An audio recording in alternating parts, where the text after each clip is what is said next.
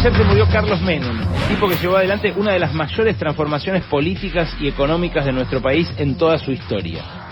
Nuestro Ronald Reagan, nuestra Margaret Thatcher, un tipo que marcó como nadie una época en la que todos y todas cambiamos, en la que cambiaron nuestras familias, nuestro estado, cómo trabajamos, cómo compramos, cómo vendemos, cómo habitamos nuestras ciudades, cómo nos relacionamos entre nosotros. Casi todos cambios que se mantienen hasta hoy, ¿eh?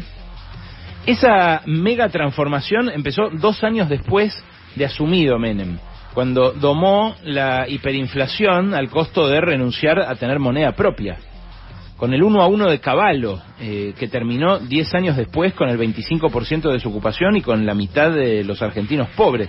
Pero sobre ese experimento, sobre ese espejismo, Menem erigió su gesta.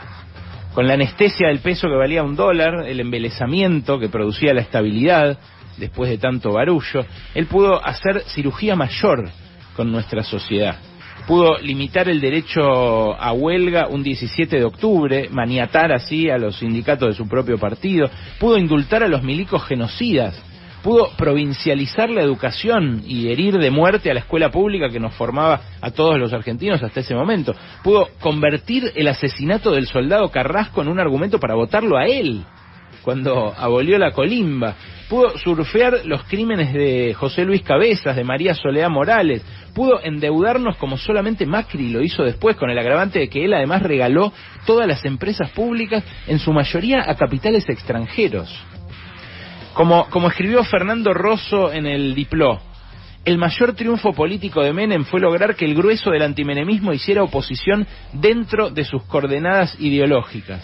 Discutían lo secundario y daban por hecho lo principal. Se debatía lo instrumental, la corrupción, y no la orientación económica, que era prácticamente intocable. La forma le había ganado la batalla al contenido y los medios a los fines.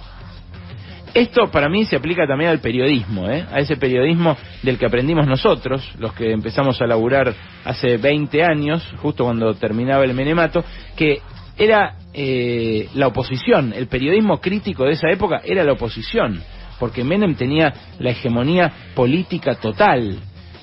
Una foto que ayer tuiteó Ezequiel Adamowski lo muestra con Álvaro Alzogaray, Eduardo Duhalde, el socialista Esteves Boero, todos a pura sonrisa, todos alineados, salvo los radicales que todavía estaban escondidos o intentando reciclarse. Pero, ¿qué hacía el periodismo?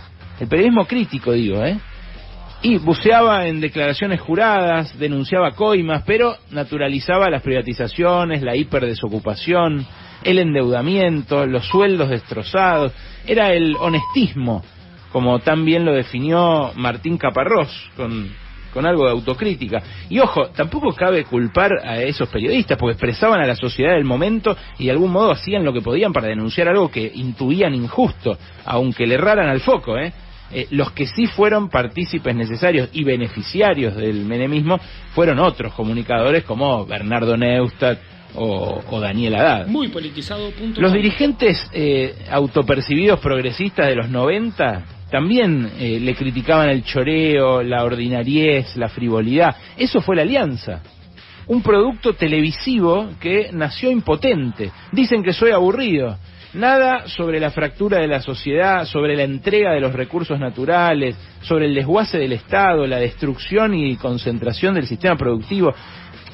Era muy fuerte también el discurso y la hegemonía. El supermercado, el shopping y el country eran demasiado seductores como para discutirlos. ¿Quiénes lo denunciaban? ¿Quiénes combatían todo eso?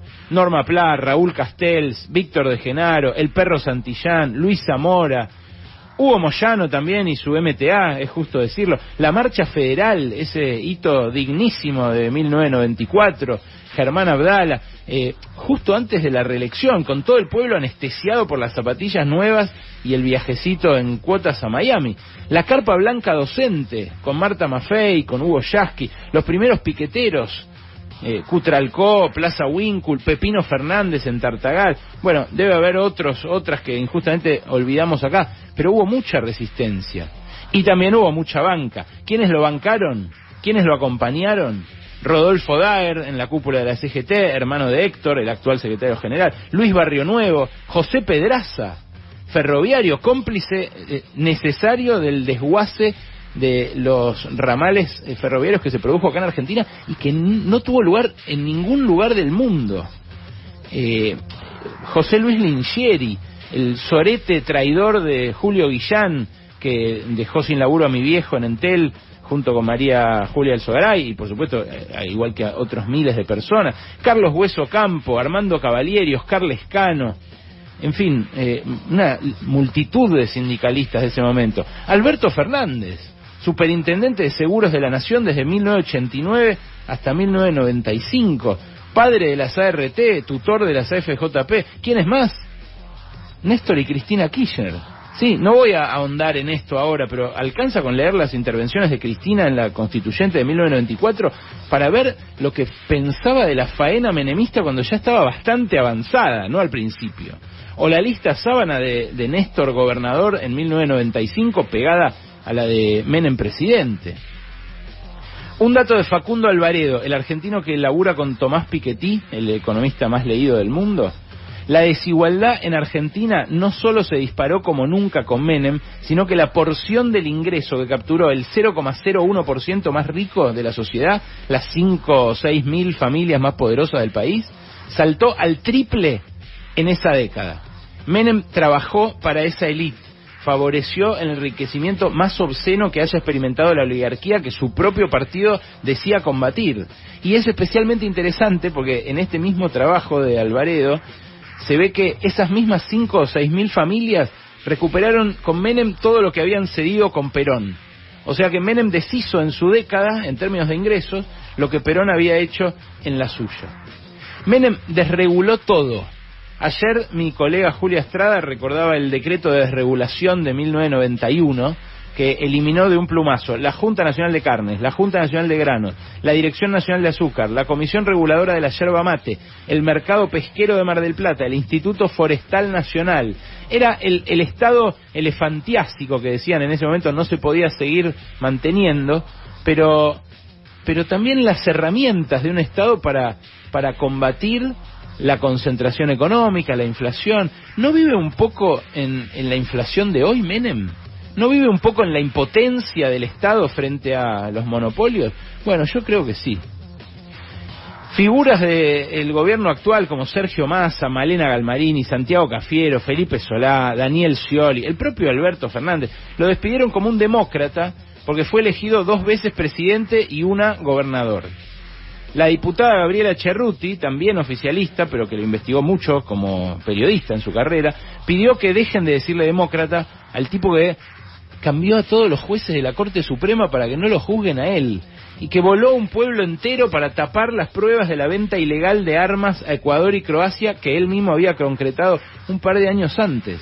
La Municipalidad de Río Tercero, ese pueblo que voló por el aire, ya dijo que no va a seguir el duelo de 3 días que dictó ayer mismo la Casa Rosada.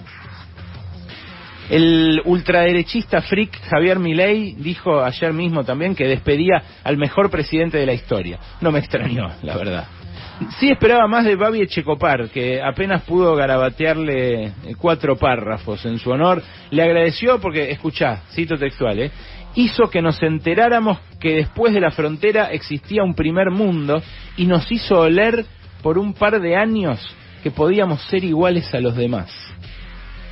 Un racista, un desagradable y encima con complejo de inferioridad. Me gustó el giro poético que le dio el sindicalista Juan Carlos Schmidt a la famosa frase de John William Cook sobre el peronismo. Con Menem, dijo Schmidt, el peronismo se convirtió en el hecho burgués que maldijo al país. Nosotros y nosotras, la generación parida por el menemismo, los que hicimos primer grado allá por los últimos años 80, tenemos más derecho que nadie a juzgarlo, por el país que pudo ser, por el que fue, por lo que hicieron con él, lo que hicieron menemistas y antimenemistas, lo que hicieron esa época y esa transformación. Nos hicieron mierda, nos cagaron la adolescencia, nos cagaron la juventud, nos hicieron ver a nuestros padres humillados. Igual que Reagan y Thatcher en el mundo rico, Menem hizo que seamos la primera generación argentina que vive peor que sus padres. Es un fenómeno mundial, no es atribuible a una sola persona. pero él es el que lo hizo acá. Hizo que seamos la primera generación que vive peor que sus padres. Si cuando reparaste en él o tuviste edad para pensarlo ya parecía un viejito inofensivo, es porque el tipo se salió con la suya. Se murió impune. Y no hablo de la corrupción ni de los cientos de millones de dólares que debe haber dejado en alguna cueva fiscal, seguro, seguro. Digo impune porque miramos para atrás y medio lo romantizamos, medio lo perdonamos.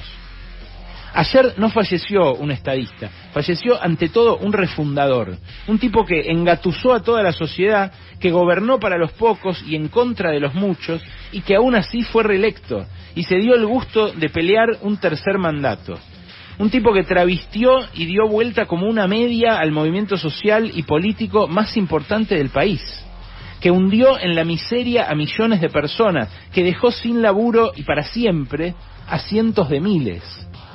Se murió un presidente que concluyó la misión de la dictadura, que cerró el trabajo que abrió la dictadura genocida. Terminar con la Argentina del ascenso social y de esos 30 años que crecimos a la par de los países ricos.